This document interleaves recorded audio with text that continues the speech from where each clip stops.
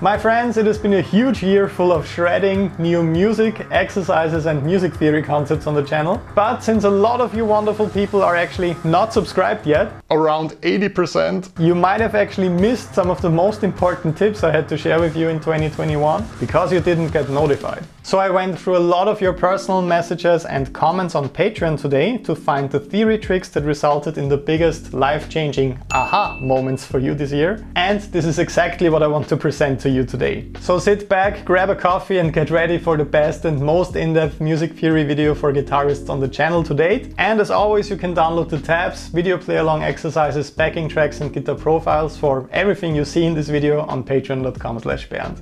Let's do this. So when you learn a new scale or practice scales in general, you're always drawn to playing it as fast as possible, up and down. Please allow me to offer a more interesting and musical approach with exercise number 1. Now, instead of working with thirds or fourths, we will work with sixths, a word that really challenges my Austrian accent. These bigger interval jumps sound so amazing and I love to work with them in my music right now. This already sounds so much better than just playing the scale up or down, although you're still working with a pattern/exercise right here.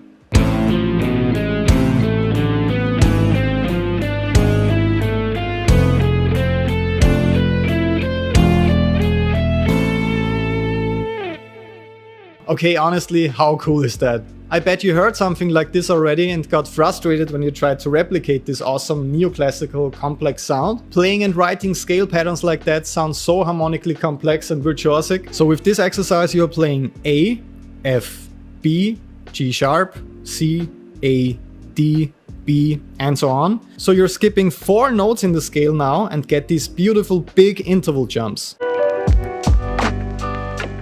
So let's say I want to play an E minor 7th arpeggio, a very common one. I need the root E, the minor 3rd G, the perfect 5th B, and the minor 7th D. But usually we don't really think about those notes and just look up a box or shape and play it up and down as fast as possible.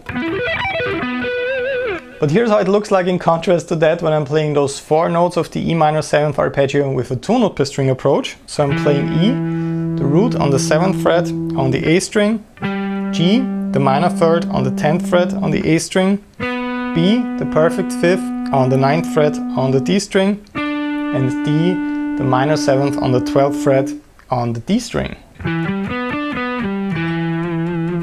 Pretty easy, right? And the next exciting trick is that you can just copy and paste this exact shape into the next octave so you get a bigger arpeggio.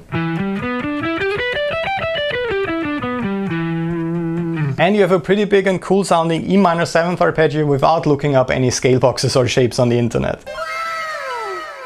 So the next pretty mind-blowing thing I want you to understand is that you don't have to change much of this at all to get different arpeggio shapes. So in simple words, you just move up 1 fret with your pinky finger to get the E major shape. So really slow. So minor 7th. Major 7th. How does this simple system actually hold up when you have to compose an arpeggio section over complicated chords?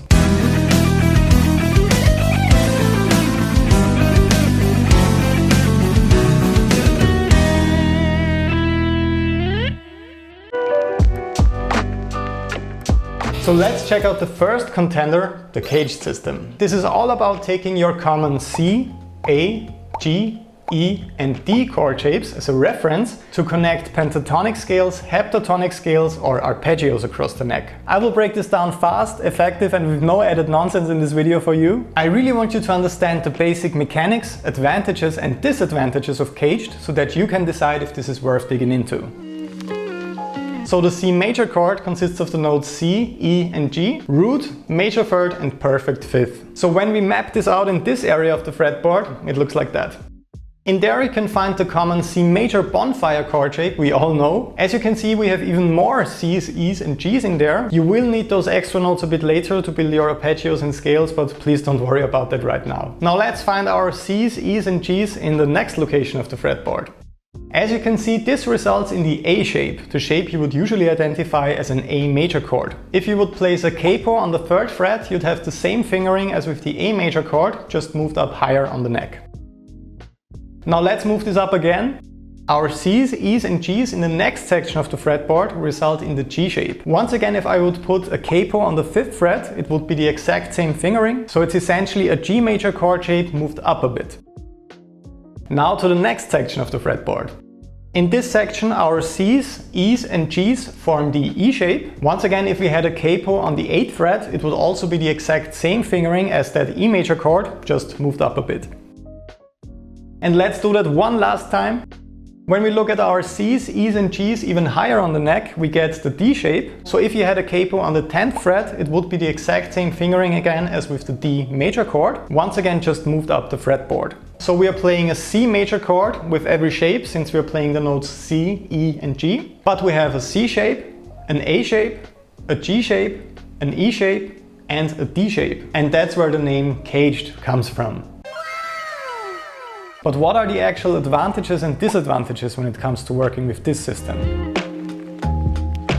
Advantage number 1, it will be easy and fun for you to accent chords when you're improvising if you memorize the arpeggio shapes for all of those caged shapes we discussed. So if you know the C shape, A shape, G shape, E shape and D shape of the C major arpeggio, you have a lot of possibilities to choose from. The second advantage, you will remember and connect shapes much easier all across the neck in all kinds of different keys, because you will start to automatically think of the surrounding shapes. Remember that they are always aligned the same way, just with different starting points for each key. So if you're playing the G shape, you know that you always have the A and E shapes surrounding it. Advantage number 3, you will probably understand the music theory and connection between scales, chords and arpeggios much better than just studying music theory with a book. Practicing and improvising with the caged system is a great music theory workout for your practice routine, and your fretboard visualization will also greatly benefit from that. And advantage number 4, you will sound a bit more musical right away when you're improvising. That's because you start to think about the actual notes and not just about scale shapes, like adding 2 notes to the basic arpeggios to get the pentatonic shape,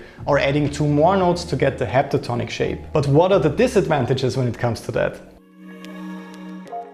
So disadvantage number 1, the usual caged shapes mix 3-note per string with 2-note per string fingerings as soon as you move to the heptatonic scales like natural major and minor. That will obviously be a bit harder to speed up when you're all about shredding. Disadvantage number 2, the resulting caged arpeggio shapes can also be a bit weird sometimes, so maybe not the optimal choice for difficult sweep picking sections. And disadvantage number 3, you obviously only have 5 patterns with caged, the C, A, G, E and D shapes. Most other scales and modes contain 7 patterns for all 7 notes. So this might be an issue with fully understanding the modes or exotic scales in general. But with all that said, I still highly recommend studying the caged system. In my opinion, this is something that every single guitar player should know about. So to assist you with fully understanding and learning it, I put together an exercise routine that will help you with memorizing it in just a couple of days, and this will truly transform your playing forever.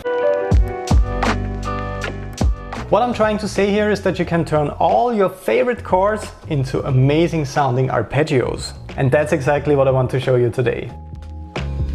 So the A minor chord consists of the notes A, C and E. But what if we take the much more exciting sound of the A minor 11 chord and turn this one into an arpeggio? That is a really cool sound, especially compared to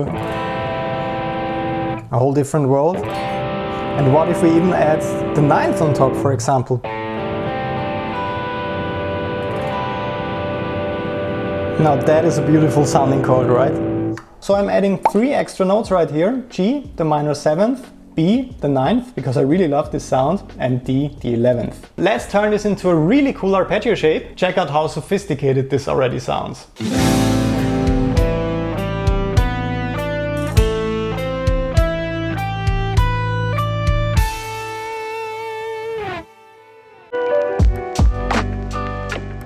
Here you create symmetrical 3-note per string shapes for heptatonic scales and end up with 7 shapes all across the neck. These shapes are absolutely perfect for shredding, since the symmetry will allow you to blaze through every single position easily.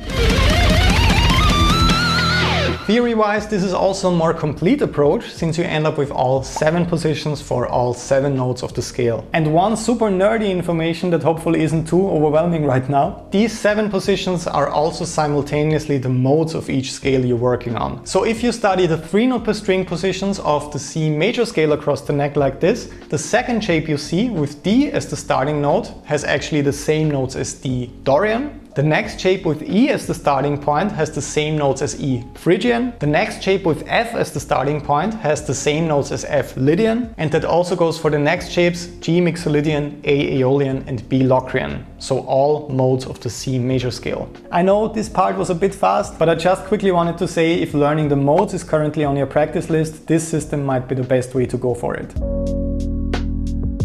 Advantage number 1, almost all the shredders unsurprisingly work with 3 note per string scales since they are more symmetrical and it's easier to come up with fast patterns. So if you're into the fast and crazy stuff, those are definitely the scale shapes to go for. Advantage number 2, like you already know, the arpeggios you can find in these shapes are also more suited for sweep picking. Those are the classic shapes you know from all those rock and metal sweep picking etudes. And advantage number 3, you will probably have the best tool to learn about the modes and their connection since you end up with all 7 possible shapes for all 7 scale notes. As I mentioned earlier, you only have 5 shapes with the caged system. But what about the disadvantages when it comes to the 3 note per string system?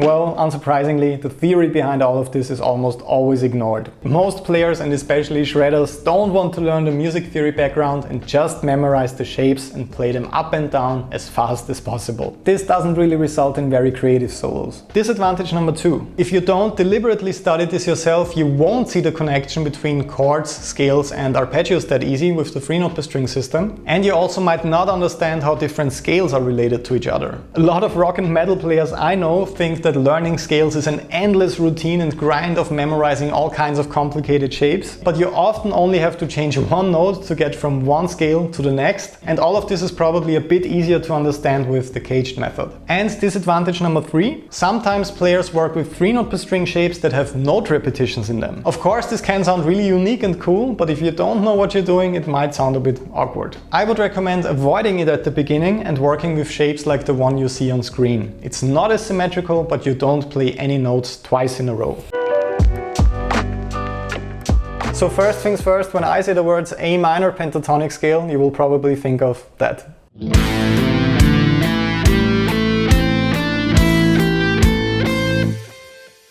That of course is the classic 2 note per string approach we are all familiar with, and it serves as the perfect scale to start experimenting with guitar solos and improvisation. But for me personally, it was always kind of difficult to come up with interesting and exciting ideas in this 2 note per string context. So I abandoned the classic pentatonic scale relatively early and moved to the modes or other exciting and exotic 3 note per string scales. This was a mistake because you can get some amazingly creative ideas out of this scale, and I love to work with it nowadays. That big and important realization came to me after I started extending the classic 2 note per string pentatonic approach to get a 3 note per string pattern. This is basically how I started out with that approach.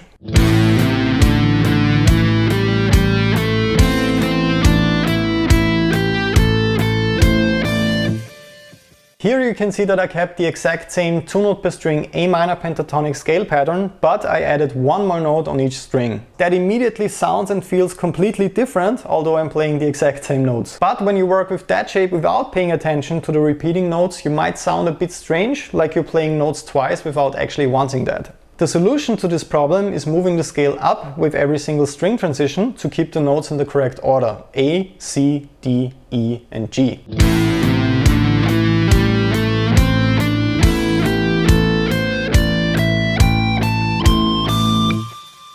I hope that your brain doesn't hurt after all this incredibly useful information. I know that music theory can be a bit complicated sometimes, but these awesome tricks will really help you out from now on. Unsurprisingly, your random German word for today is Musiktheorie. That of course means music theory. So make sure to share that one in the comments below and check out this video next to get even better at all of this. I will see you again in the next video. Bye bye.